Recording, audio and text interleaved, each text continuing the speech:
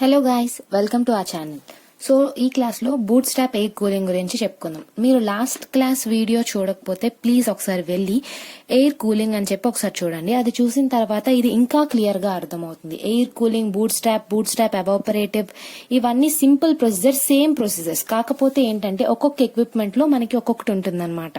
So ఇక్కడ మనకి boot strap లో వచ్చేసి సెకండరీ కంప్రెసర్ ఉంటది, అండ్ బూట్ స్ట్రాప్ ఎవాపరేటివ్ లో వచ్చేసి సెకండరీ ఎక్స్చేంజర్ తో పాటు మనకు ఒక ఎవాపరేటర్ ఉంటుంది అనమాట. అంటే ఒక్కొక్క ఎక్విప్మెంట్ కి ఒక్కొక్కటి కాంపోనెంట్ యాడ్ అవుతూ ఉంటుంది. So boot strap air cooling చూద్దాం. ఇప్పుడు ఫస్ట్ అట్మాస్ఫియరిక్ ఎయిర్ అనేది ఎంటర్ అవుతుంది.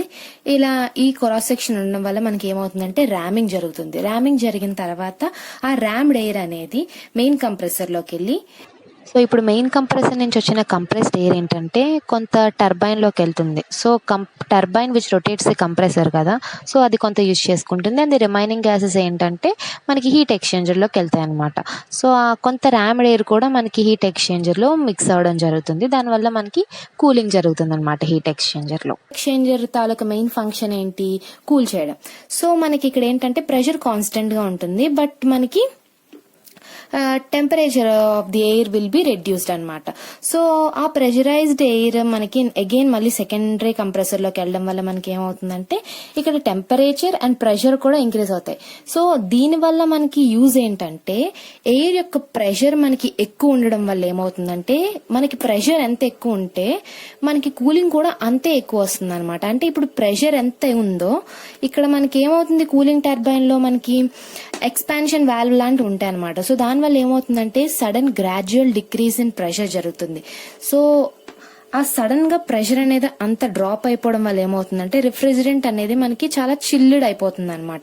సో దానికోసం మనం ఇక్కడ సెకండరీ కంప్రెసర్ పెట్టాం. సో సెకండరీ కంప్రెసర్ పెట్టడం వల్ల ఏమవుతుందంటే ప్రెషర్, టెంపరేచర్ మళ్ళీ ఇంక్రీజ్ అవుతాయి. సో మళ్ళీ మనకి ఏంటి, కాన్స్టెంట్ గా ప్రెషర్ కాన్స్టెంట్ ఉండాలి. మళ్ళీ అగైన్ హీట్ ఎక్స్చేంజర్ లో ఏంటంటే టెంపరేచర్ తగ్గిపోతుంది. సో మళ్ళీ ఆ ఎయిర్ అనేది మనకి కూలింగ్ టర్బైన్ లో ఎక్స్పాండ్ అవుతుంది, ఐసెంట్రోపికల్ ఎక్స్పాన్షన్. సో ఇక్కడ మనకి ఏమవుతుందంటే ప్రెషర్ తగ్గిపోతుంది, టెంపరేచర్ కూడా తగ్గిపోతుంది. ఆ చిల్డ్ రిఫ్రిజిరెంట్ అనేది మనకి క్యాబిన్ లోకి వెళ్తుంది. This is the boot strap air cooling అనమాట. సో ఇది మనకి అర్థం అవ్వాలంటే మనం సింపుల్ గా ఈజీగా ఒక టీఎస్ డయాగ్రామ్ డ్రా చేసుకొని చూపిస్తా, మీకు అప్పుడు క్లియర్ గా అర్థమవుతుంది ఏంటని. సో ఈ డెరివేషన్ అన్ని కూడాను ఒక ప్రాబ్లం చూస్ చేసి ఎక్స్ప్లెయిన్ చేసామనుకోండి మనకి ఈజీగా అర్థమైపోతుంది. మీరు ముందు క్లాస్లో ఉన్న సింపుల్ ఎయిర్ కూలింగ్ రిఫ్రిజిరేషన్ ఒకసారి చూడండి. సో మనం టీఎస్ డయాగ్రామ్ డ్రా చేసుకుందాం, temperature versus entropy. So first మనకి ఏం జరుగుతుంది, this is the atmospheric pressure. So మనకి ఫస్ట్ ఇక్కడ కండిషన్ 1. సో నెక్స్ట్ మనకి ఏం జరుగుతుంది, అట్మాస్ఫియర్ నుంచి ర్యామింగ్ జరుగుతుంది. So ramming of the air 1 నుంచి 2. This is the ramming process, ideal ramming అన్నమాట. Ideal ramming. సో జనరల్ గా మనకి అంత ఉండదు, దానికన్నా తక్కువే ఉంటుంది. సో 2'. సో మనకి ఇట్లా ఉంటుంది. This is the actual ramming process, actual ramming. Okay. So next వచ్చేసి మెయిన్ కంప్రెసర్. మెయిన్ కంప్రెసర్ లో మనకి ఏమవుతుంది, టెంపరేచర్ అండ్ ప్రెషర్ కూడా రైజ్ అవుతాయి అనమాట. This is the main compressor. So 2 to 3 ఇది. నెక్స్ట్ ఏంటి, 3 to 4 మనకి హీట్ ఎక్స్చేంజర్. హీట్ ఎక్స్చేంజర్ లో ఏంటి, టెంపరేచర్ తగ్గాలి. So 3 to 4. జనరల్ గా మనకి మెయిన్ కంప్రెసర్ లో ఏంటంటే ఐడియల్ ప్రాసెస్ లో మనకి ఇలా ఉంటుంది, బట్ యాక్చువల్ గా మనకి ఫ్రిక్షన్ అది ఉంటది కాబట్టి మనకి అనుకున్న దానికన్నా ఎక్కువ హీటే, ఎక్కువ టెంపరేచర్ వస్తుంది అనమాట. సో 3'. సో ఇక్కడ నుంచి ఇక్కడికి హీట్ ఎక్స్చేంజర్ 4. నెక్స్ట్ 4 to 5 ఏంటి, secondary compressor. So secondary compressor అంటే అగైన్ టెంపరేచర్ రైజ్ అవ్వాలి. So this is the 5th condition. This is secondary compressor. So again ఏం జరుగుతుంది, ఇక్కడ సెకండరీ హీట్ ఎక్స్చేంజర్ ఉంది కదా, మళ్ళీ again temperature reduces 5 to 6. But secondary compressor లో కూడా సేమ్ మనకి ఫ్రిక్షన్ అవన్నీ ఉండడం వల్ల హీట్ జనరేషన్ ఎక్కువ ఉంటుంది కాబట్టి సో ఇక్కడ నుంచి 6. సో అగైన్ నెక్స్ట్ ఏంటి, సెకండరీ హీట్ ఎక్స్చేంజర్ వచ్చిన తర్వాత expansion, isentropic expansion. So this is the 7th condition. This is called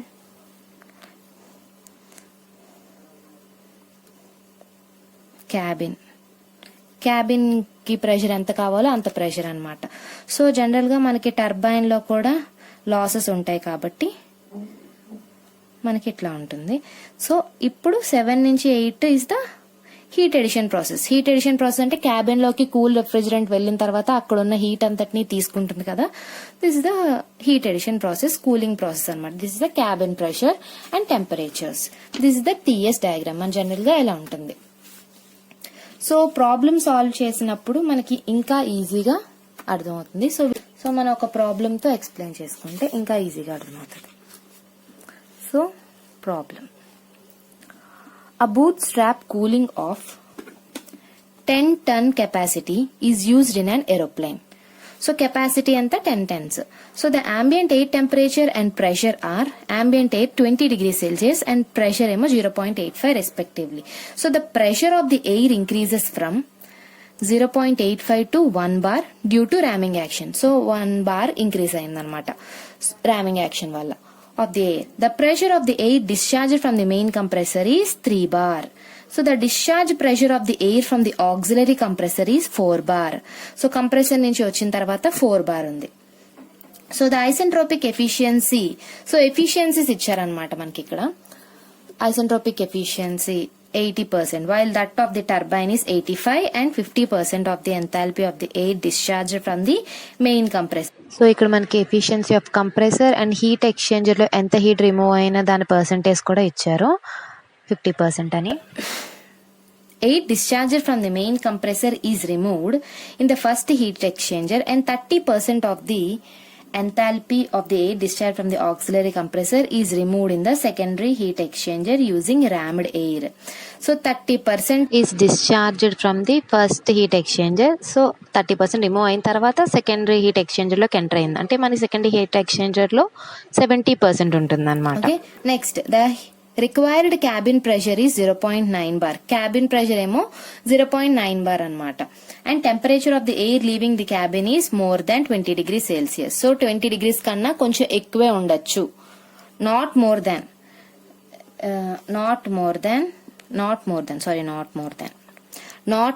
20 degrees Celsius. So 20 degrees Celsius కన్నా ఎక్కువ ఉండకూడదు. అంటే 20 degrees కన్నా తక్కువ ఉండొచ్చు, 20 degrees ఉండొచ్చు. సో మన cabin pressure will take 20 degrees Celsius. So ఇక్కడ ఏం ఫైండ్ అవుట్ చేయమన్నారు, find power required COP and draw the TS diagram. So first మనం టీఎస్ డయాగ్రామ్ డ్రా చేసుకున్నాం అనుకో, ఆ డయాగ్రామ్ బట్టి మనం ఈజీగా వాల్యూస్ అవన్నీ తెప్పించవచ్చు. ఓకేనా. ఫస్ట్ టీఎస్ డయాగ్రామ్ డ్రా చేసుకుందాం. ఇంకోసారి క్లియర్ గా మనకి ఇచ్చిన క్వశ్చన్ బట్టి టీఎస్ డయాగ్రామ్ డ్రా చేద్దాం. టీఎస్. సో ఫస్ట్ వచ్చేసి మనకేంటి, అట్మాస్ఫియరిక్ ప్రెషర్. అట్మాస్ఫియరిక్ ప్రెషర్ మనకి ఎంత ఇచ్చారు ఇక్కడ 0.85. So 0.85 bar. ఓకే. సో అక్కడి నుంచి మనకి ఎంత వరకు ఇంక్రీజ్ అయిందంట, 1 bar వరకు ఇంక్రీజ్ అయింది. సో ఇక్కడ మనకి ర్యామ్ ప్రెషర్ అని చెప్పి మనకి ఏం ఇవ్వలేదు. సో డైరెక్ట్ గా will be taking this condition as 2. అంటే 2' అనేం లేదు, ఎందుకంటే ఇక్కడ ర్యామింగ్ ఎఫిషియన్సీ అని మనకి ఏం ఇవ్వలేదు. సో ఐడియల్ ప్రాసెస్ తీసుకుంటాం. సో ర్యామింగ్ ఎంతంట, 1 bar వరకు ఇంక్రీజ్ అయింది. సో 1 bar ఇక్కడ. ఓకే. నెక్స్ట్ వచ్చేసి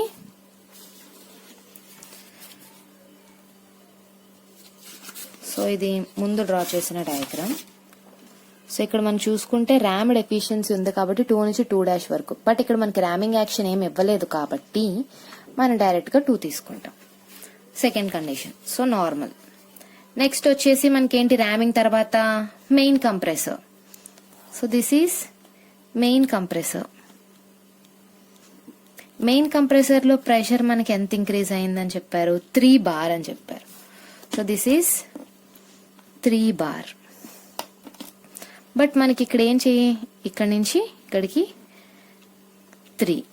ఓకే, బట్ ఆల్సో మనకి ఇక్కడ ఏంటి ఎఫిషియన్సీ ఇచ్చారు ఎంత, ఈచ్ కంప్రెసర్ కి 80% అని ఇచ్చారు. అంటే ప్రైమరీ కంప్రెసర్ కి సెకండరీ కంప్రెసర్ కి 80% ఎఫిషియన్సీ.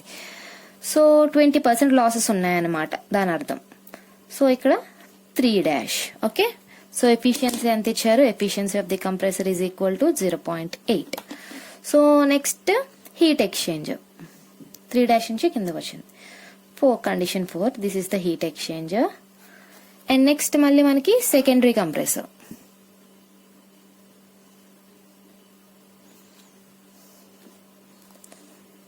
ఫోర్ నుంచి 5, బట్ మనకి ఎఫిషియన్సీ వచ్చేసి 80% ఉంది కదా. సో 5 ఎఫిషియన్సీ ఎంత ఇచ్చారు, 80%. ఈచ్ కంప్రెసర్ అని చెప్పారు కదా. సో దీనికి కూడా 80. సో మళ్ళీ అగైన్ 6, ఇది ప్రైమరీ హీట్ ఎక్స్చేంజర్, ఇది secondary heat exchanger. Okay, heat exchanger ని HX తో మనం ఇండికేట్ చేస్తాం కదా. అండ్ నెక్స్ట్ కూలింగ్ టర్బైన్ మనకు వచ్చేసి ఎంత ఉంటుందని చెప్పారు, 0.9 అన్నారు. సో 1 బార్ కన్నా కిందనే ఉంటుంది. So this is the cabin. So cabin pressure వచ్చేసి మనకి ఎంత, 0.9 బార్ అన్నారు. సో 0.9 ఇక్కడ ఉంది. సో ఇది కండిషన్ 7. అండ్ ఆల్సో మనకి ఎఫిషియన్సీ ఆఫ్ ది టర్బైన్ ఇచ్చారు, దట్ ఈస్ 85 అంట. So efficiency of the turbine is equal to 0.85. Okay, and next వచ్చేసి ఇది 7. సో ఇక్కడ నుంచి మనకి వెళ్తుంది చిల్డ్ రిఫ్రిజిరెంట్ వెళ్తుంది. So this is 8. Okay, so first మనకి ఏం అడిగారు క్వశ్చన్ లో, power required COP and TS diagram draw చేసేసాం. This is the TS diagram. And next వచ్చేసి COP. సో మనకి COP అంటే ఏంటి, that is COP of boot strap is equal to, general గా COP is the refrigeration effect by heat supplied, అంతే కదా. So refrigeration effect అంటే మనకి ఎక్కడ వస్తుంది, 7 to 8. అండ్ మనకి హీట్ సప్లైడ్ ఎక్కడ, heat is the main compressor. So మనం ఇచ్చేది ఇక్కడ నుంచి వెళ్తుంది కాబట్టి సో T2 అండ్ T3 కావాలి. సో ఇవి కావాలంటే మనం 8 TA T7 T8 కావాలంటే మనకి T3 తెలీదు, T3 తెలీదు, 5 T5 T6. సో ఈ టెంపరేచర్స్ అన్ని కనుక్కోవాలి. సో ఫస్ట్ వచ్చేసి ప్రాసెస్ 1 to 2 ప్రాసెస్ లో మనకేంటి జరుగుతుంది, T2 by T1 is equal to P2 by P1 whole power gamma -1 by gamma. So T2 is equal to మనకి T1 ఎంత, ఇక్కడ 20 degrees Celsius అని ఇచ్చారు కదా T1. So 20 + 273 is 293 Kelvin T1. So T1 293 into P2 ఎంత, 1 bar. So 1 by 0.85. And మన gamma ఏమో 1.4 - 1 by 1.4. So ఇప్పుడు 0.4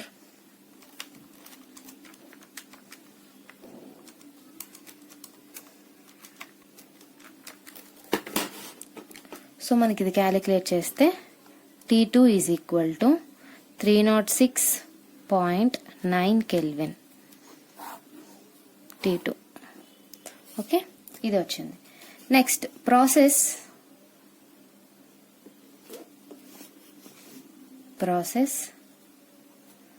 2 to 3 కూడా same.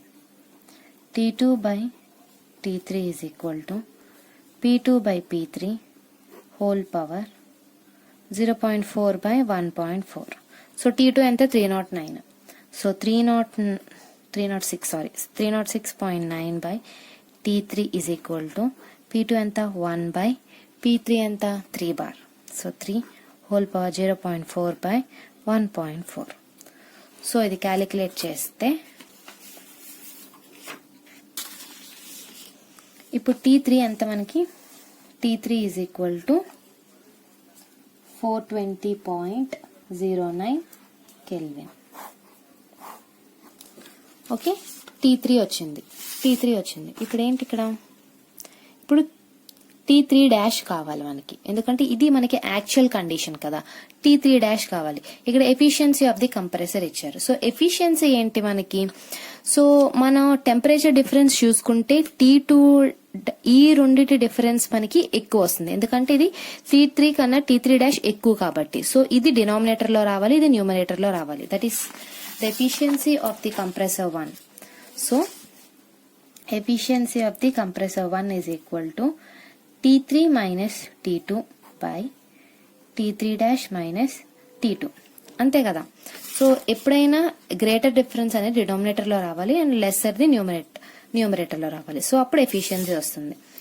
So compressor 1 0.8 and T3 వచ్చేసి 420.09 అండ్ T2 వచ్చేసి 306.92 by T3 dash minus 306.52 T2 value. Okay, ఇప్పుడు దీన్ని calculate చేస్తే మనకి 3 dash is equal to 448.36 kelvin. Okay, ఇంతవరకు క్లియర్ కదా. ఇప్పుడు మనకి నెక్స్ట్ కంప్రెసర్ తర్వాత heat exchanger. So heat exchanger లో మనకి ఇక్కడ ఏమన్నారు, 50% of the enthalpy of air discharged from the main compressor is removed. So 50% remove అయింది, రిమూవ్డ్ అని చెప్పారు. So heat exchanger 1. సో అప్పుడు T4 ఏమవుతుంది, సో T4 అప్పుడు ఏమవుతుందంటే ఈ టెంపరేచర్ నుంచి 50% రిమూవ్ అయింది అని చెప్పారు. సో T3 డాష్ ఇంటూ ఈ 0.5, ఇక్కడ ఎంత రిమూవ్ అయింది 0.5 కదా, అండ్ ఇక్కడ మనకి సేమ్ ఇక్కడ కూడా 0.3 అన్నారు. సో అలా ఇక్కడ T4 ఏమవుతుంది, T3 ఇంటూ 0.5 అనమాట. సో T3 డాష్ ఎంత కెల్విన్స్ లో డిగ్రీ సెల్సియస్ లోకి మార్చుకుంటే T3 is equal to 448.36 minus 273 చేస్తే 175.30. Okay, degree Celsius. So T4 is equal to 0.5 into 175.36 that is equal to 0.5 into 175 ని మల్టిప్లై చేస్తే 27.69 డిగ్రీ సెల్సియస్. దీన్ని కెల్విన్లోకి మార్చుకోవాలి కదా, 69 kelvin. T4 is equal to. Okay, next process 4 to 5. So T4 by T5 is equal to P4 by P5 whole power gamma minus 1 by gamma. So that is equal to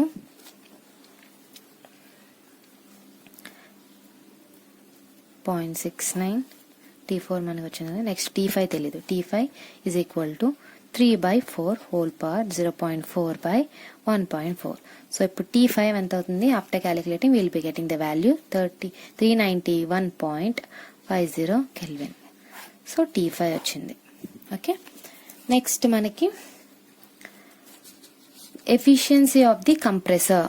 so compressor 2 okay, efficiency కూడా మనకి 0.8. So again ఏంటి compressor 2. So T4 minus T5 by T5 dash minus T4. So efficiency T5 minus T4 by T5 dash minus T4. So 0.8 is equal to 391.50 minus 360.69 by T5 dash minus 360.69.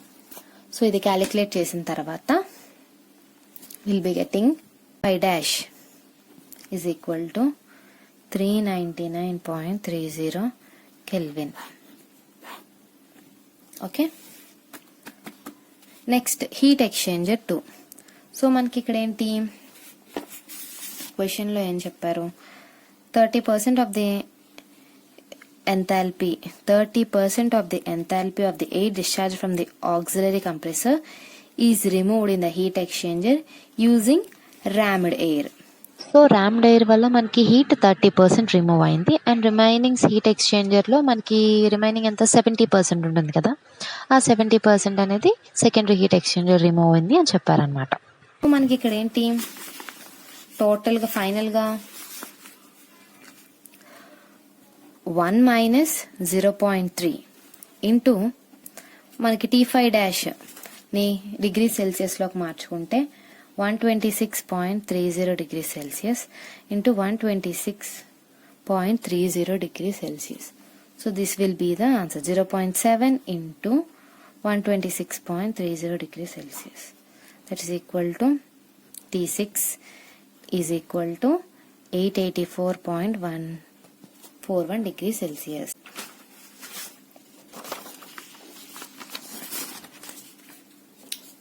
Next process. So T6 kelvins లోకి మార్చుకుంటే 88.41 degree Celsius plus 273, 361.41 kelvin. So T6 కూడా వచ్చింది. Next process 6 to 7. So T6 by T7 is equal to P6 by P7 whole power 0.4 by 1.4. So 361.41 by T7 is equal to 4 by 0.9. 0.4 by 1.4. So after calculation, T7 is equal to 235.99 Kelvin. Okay. T7 ఎంత వచ్చింది. So next efficiency of the turbine ఇచ్చారు 0.85 అని చెప్పి. మనకి మళ్ళీ తెలుసు efficiency T6 minus T7 by T6 minus T7. So efficiency మనకి ఇది లార్జర్ డిఫరెన్స్, ఇది స్మాలర్. సో అందుకని so 361.41 minus T7 by 361.41 minus 235.99. So T7 find out చేయాలి. అదే సారీ 0.85. సో ఫైనల్ గా T7 is equal to 254.81 kelvin. So after calculation మనకి T7 ఎంత వస్తుంది. సో ఫైనలీ మనకి ఇప్పుడు కావాల్సింది రెఫ్రిజరేషన్ ఎఫెక్ట్. రెఫ్రిజరేషన్ ఎఫెక్ట్ ఎక్కడ వస్తుంది, T7 to T8. సో ఇక్కడ మనకి రెఫ్రిజరేషన్ ఎఫెక్ట్ వస్తుంది కాబట్టి MACP T8 minus T7. T8 already 20 degrees కన్నా ఎక్కువ ఉండకూడదని చెప్పారు కాబట్టి మనం T8 20 కన్సిడర్ చేస్తాం కాబట్టి 20 ప్లస్ 273 293 కెల్విన్. సో మనకి refrigeration effect N is nothing but the capacity of the plant మనకి ఎంత ఇచ్చారు 10 టర్. దాన్ని కిలో జౌల్ పర్ మినిట్ లోకి మార్చితే ఎంత ఉంటుంది. సో 10 ఇంటూ 210 తో మల్టిప్లై చేస్తే మనకి అది కిలో జౌల్ పర్ మినిట్ లోకి మారుతుంది. So MA into CP value 1.005 and T8 293 minus 254.81. So దీని నుంచి మనకి మాస్ ఆఫ్ ది ఎయిర్ వస్తుంది. So mass of the air is equal to 54.71 kilojoule per minute. Okay. So next వచ్చేసి COP. మనకి ఇదే కదా ఫైండ్ అవుట్ చేయమన్నారు. COP is equal to MACP T8 minus T7 dash. That is nothing but the refrigeration effect by the heat input. Heat input compressor kada. So MACP T3 dash minus T2. So ఇది cancel అయిపోయి final గా T8 ఎంత 293 minus 254.81 T7 dash and T3 dash ఎంత 448.38 minus 306.92. So that is equal to calculate చేస్తే 0.2699 which is similar to 0.3. So COP మనకి 0.3 లో వచ్చింది దీర్ఘం. సో నెక్స్ట్ కనుక్కోమన్నారు పవర్. సో పవర్ కూడా ఏంటి, ఇది వర్క్ కదా, work input. So work input per second gives power is equal to work per second. So work ఏంటి ఇక్కడ, ఇది కదా, that is nothing but this one. Per second చేస్తే ఎంఏ ఎంత వచ్చింది, 54.71 ఇంటూ 1.007 ఇంటూ 448.38 మైనస్ T2 ఎంత, 306.92 by 60. So by calculating this, we will be getting 129.632 kilowatts. So power finally we got. So this is the final. So if you like my explanation, please like, share and subscribe to my channel. So ఇంకా మీకు ఏవైనా refrigeration లో sums కావాలన్నా కూడా please comment. Okay, thank you.